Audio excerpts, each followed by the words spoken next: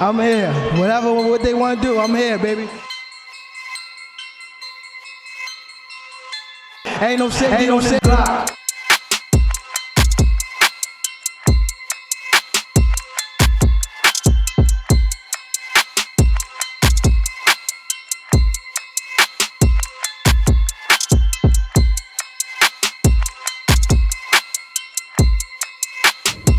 Yo, better watch out. Get this fighter hurt bad, like I did before. When you say controlling your... Whoa, did y'all hear that? He said like I did before. What is Tank talking about? Did they have a fight before? I mean, did they spar? When was this? Tank on Frank Martin. That's something very interesting, because to my knowledge, Frank Martin, after the sparring session, he interviewed and looked pretty confident. He sounded like, it was pretty much a even match.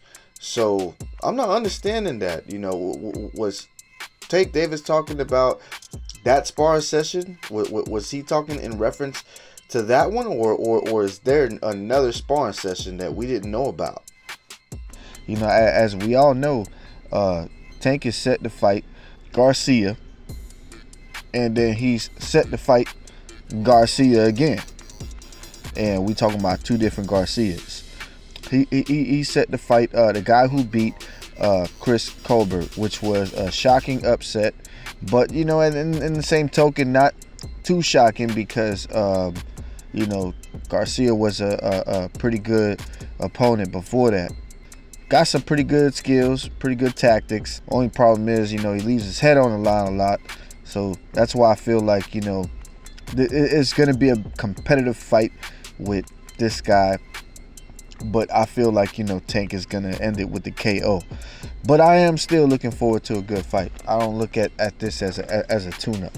Then he's supposedly supposed to be fighting Ryan Garcia.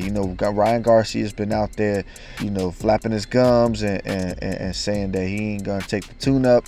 And as you know, Oscar came out and voiced his opinion on that he should take his tune-up. And I want to say something about that. To the casual fans, they all saying that Ryan Garcia, they saying, oh man, he don't need a tune-up, and Tank don't need a tune-up neither. They should get it on now, But man, these fights that are put in place, especially whether or not if you want to call them tune-ups, they put in place for a reason, and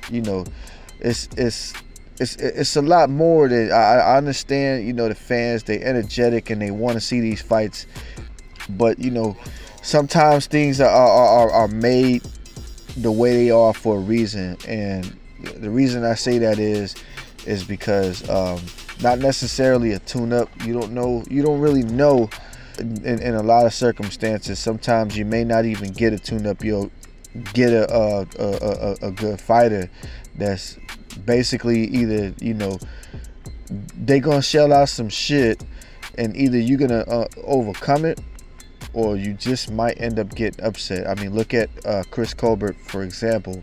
I honestly believe that even though Chris Colbert was the upcoming one of the top prospects, I'm pretty sure they looked at Garcia like he was a tune-up.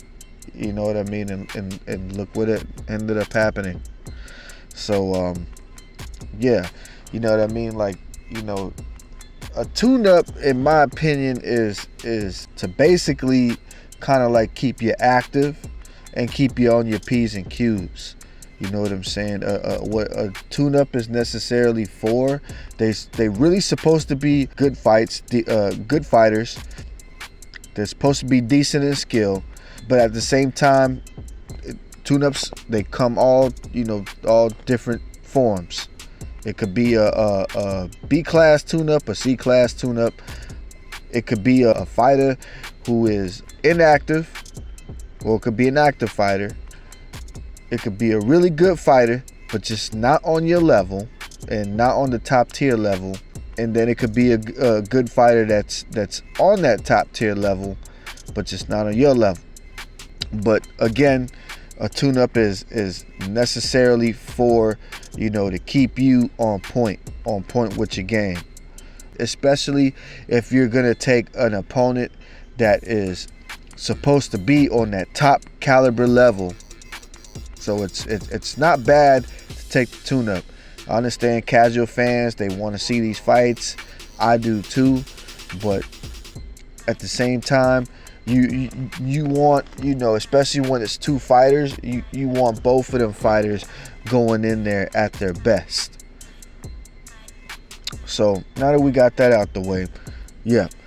And then Tank's supposed to be fighting Ryan Garcia. We all looking forward to a good fight. I don't know who you got. I look at Garcia.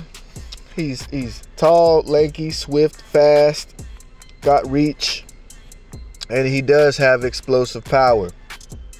Kind of like Tank, but in, you know, a different way. Then you got Tank, who's got that explosive power to the extreme, to the third power. Yeah, Tank is about that life. You know, he's a real dog.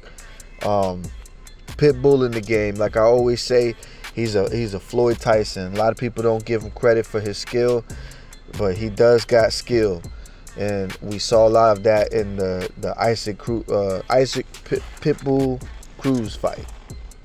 So yeah, Tank got that Floyd Tyson thing going on. He can fight you, you know, technically, and he can also knock you out. You also seen that in the Rolly fight. But what is this deal with Tank and Frank Martin? Why did he say what he said? Did he end up hurting Frank Martin before? I mean, was there a underground sparring session that we don't know about? If y'all can pull that information up, please post it. I know somebody out there gotta know what, I mean, somebody out there is on the same thing I'm on, trying to figure this out.